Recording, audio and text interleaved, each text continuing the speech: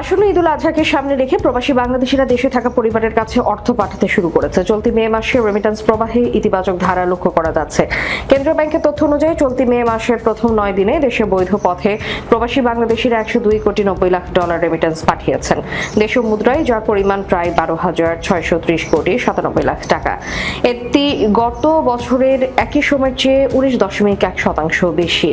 বাংলাদেশ ব্যাংকের তথ্য মতে চলতি অর্থ বছরের জুলাই থেকে 10 মে পর্যন্ত 10 মাসের বেশি সময়ে রেমিটেন্স এসেছে $3,036,20,00,000। আগের অর্থ বছরের একই সময় রেমিটেন্স এসেছিল $2,540,10,00,000। আলোচ্য সময়ে রেমিটেন্স প্রবৃদ্ধি হয়েছে 19.5%। বাংলাদেশ ব্যাংকের কর্মকর্তারা বলছেন, হুন্ডি প্রতিরোধে সরকার ও কেন্দ্রীয় ব্যাংকের উদ্যোগ, প্রণোদনা এবং ব্যাংকিং চ্যানেলের উন্নতি রেমিটেন্স আয় বাড়াতে বড় ভূমিকা রেখেছে। এছাড়া এই মাসে ঈদুল আজহাকে সামনে রেখে রেমিটেন্সের গতি আরও বাড়ার সম্ভাবনা রয়েছে।